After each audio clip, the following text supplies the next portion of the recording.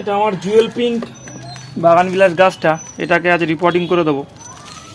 সেপ্টেম্বরের মাঝামাঝি সময় এটা ফুল আসবে, ধরুন শীতকাল নাগাদ।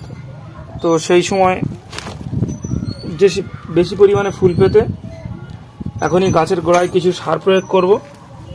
আর সার প্রয়োগ করতে গেলে 2 বছর একই পটে আছে, তো ভাবছি আজকে পটটা চেঞ্জ করে দেবো, দিয়ে নতুন একটা 10 ইঞ্চি পট আছে,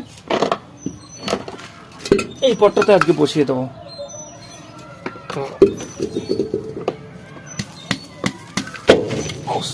ভেঙে যাচ্ছিল, নেবে সবটা। দেখুন কি পরিমাণে শিকড় হয়েছে। এটা একটা সম্ভবত এটা 8 ইঞ্চি পটে ছিল।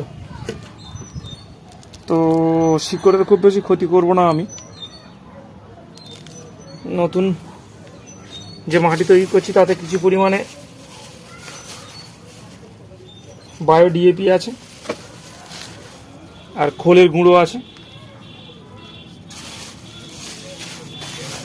কিছু পরিমাণে হাড় গুঁড়ো দেবো। এটা হাড় গুঁড়ো।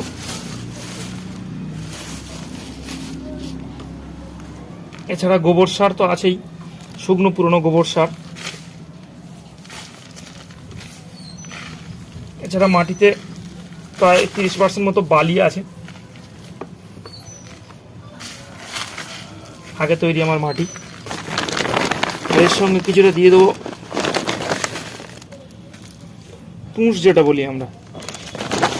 আমার কাছে কোকপিটটা শেষ হয়ে গেছে, মানে পুরনো তুষ ছিল কিছু শুকিয়ে রাখা, সেগুলো এর সঙ্গে মিশিয়ে নেব।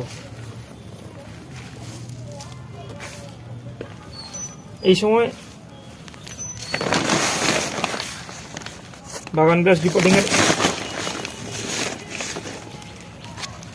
অনেকে বিভিন্ন সময় করে, তবে এ সময় করলেও খুব একটা ক্ষতি হয় না। আমার একটু লেট হয়েছে, ধরুন সেপ্টেম্বরের প্রায় মাঝামাঝি সময় চলে এসছে।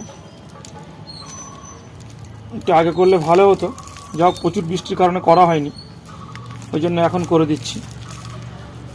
পুরনো মাটি খুব বেশি করব না, কারণ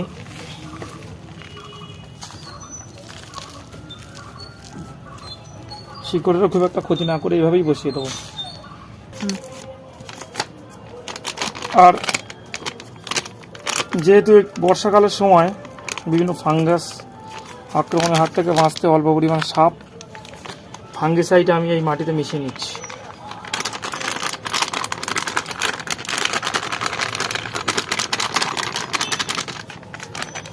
তো মোটামুটি আমার মাটি রেডি।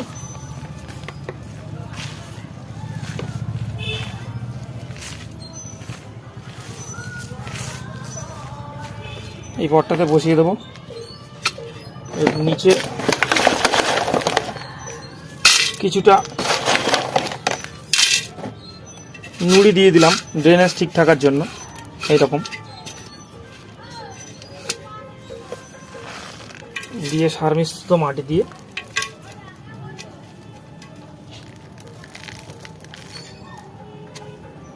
একটু মাটির তলা থেকে একটু শিকড় ফেলে দিই, খুব বেশি ক্ষতি হবে না আশা করছি।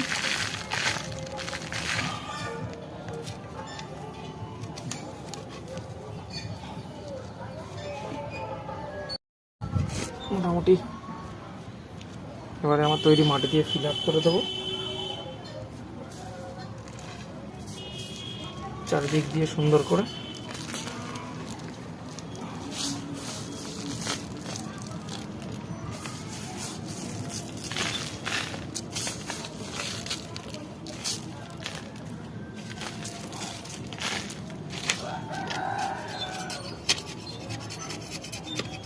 এভাবে সুন্দর করে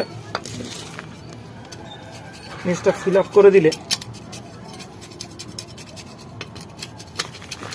কোনো জায়গায় ফাঁকা থাকবে না।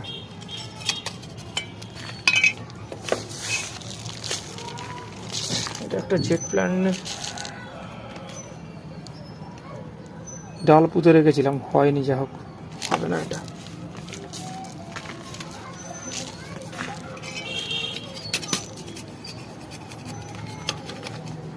তো এবারে